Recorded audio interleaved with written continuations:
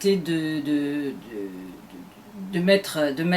contacter tous les éditeurs des 27 pays européens pour regarder ce qu'il y avait comme roman et comme essai, avec un esprit positif sur l'Europe. J'appelle tous ceux qui veulent nous apporter des idées de livres, parce que peut-être il y en a qui nous échappent et ça c'est vraiment trop triste. Donc essai ou roman parlant d'Europe, mais parlant d'Europe positive, c'est-à-dire vraiment donner envie d'Europe. C'est vraiment la chose qui a motivé au départ la création de ce prix européen, c'est de motiver à travers la littérature les Européens à se trouver une identité commune. Absolument. De toute façon, il y a une identité commune culturelle. Quand vous voyagez aux États-Unis ou en Amérique latine, dès que vous posez le pied en Europe, vous savez que il y a la même culture, il y a la même...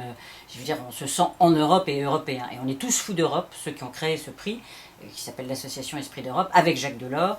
On est tous fous d'Europe, on y croit à mort, on se bat pour, et quoi de plus beau que la littérature, que les romans, que les essais, pour parler d'Europe. Le premier prix a été donné à Guy Verhofstadt, d'ailleurs pour son essai. Le deuxième prix a été donné à un Anglais qui est un fantastique historien qui s'appelle Tony Judd, qui est très très malade actuellement, et son livre est ressorti avec un bandeau prix du livre européen. Le troisième prix, c'est là où on avait instauré essais et romans, a été donné aux questions essais Sylvie Goulard, l'Europe pour les nuls, et polonais, pour un roman, des petites nouvelles absolument extraordinaires sur l'histoire de l'Europe.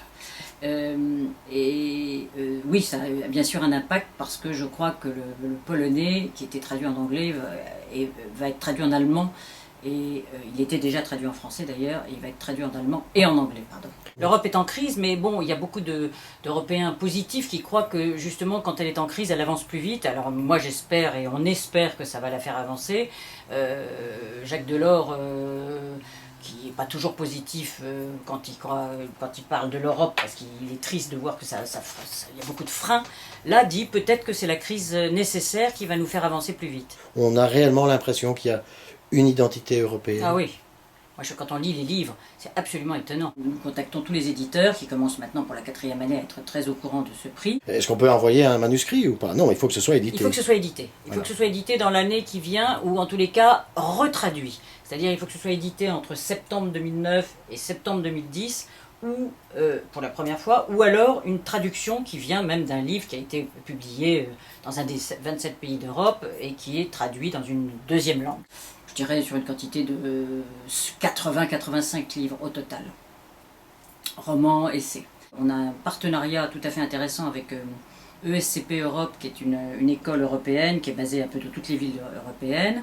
Et donc ils font des fiches de lecture qui sont tout à fait contrôlées par leurs professeurs. Ensuite, nous avons un comité de parrainage qui est dirigé par Jacques Delors. Après que le comité de parrainage de 80 livres ait ramené la sélection à 6 romans, 6 essais, les livres partent vers le jury, ils sont tous basés à Bruxelles et représentent les grands journaux européens. Et chaque année, nous avons un président de jury très prestigieux. La première année, on a eu Henning Mankell, l'auteur des romans policiers suédois. La deuxième année, on a eu Georges Semprin, l'Espagnol. La troisième année, on a eu un Italien, Ezio Mauro, le patron de la Repubblica. Et pour la 4e année, nous avons un Allemand qui est le cinéaste Volker Schlöndorff. Alors, en 3 ans, est-ce qu'on sent une évolution, un tournant, un changement de ton dans la littérature européenne, puisqu'on parle de littérature européenne? Il y a plus, si j'ose dire, d'envie d'Europe, et puis surtout ces romans qui sont absolument extraordinaires. Ça se passe, je ne sais pas si vous aviez vu le film L'Auberge espagnole, mais on a des romans, c'est exactement ça, c'est tous des jeunes dans des universités, qui vivent les uns avec les autres, toutes les nationalités européennes ensemble, je veux dire, c'est des amours.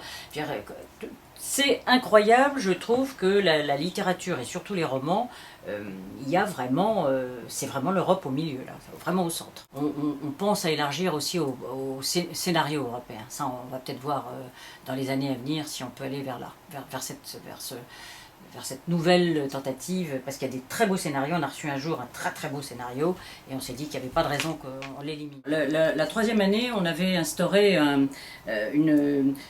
côté un peu festif. On avait fait venir Guillaume Gallienne de la Comédie Française, on avait fait venir une troupe belge qui avait chanté. Enfin bon, on essaye de faire quelque chose. Et là, cette année, eh bien, on va avoir un dîner après le prix du livre européen, après le prix, la remise du prix. On aura un dîner au Parlement européen avec des troupes très festives qu'on est en train d'essayer de trouver, que ce soit des mimes et qui vont raconter des histoires sur l'Europe, mais soit par la musique, soit par les mimes, pour que ce soit tout à fait européen et pas de langue maîtresse. Et on voudrait que ce soit de plus en plus festif et que on finisse par danser peut-être un jour.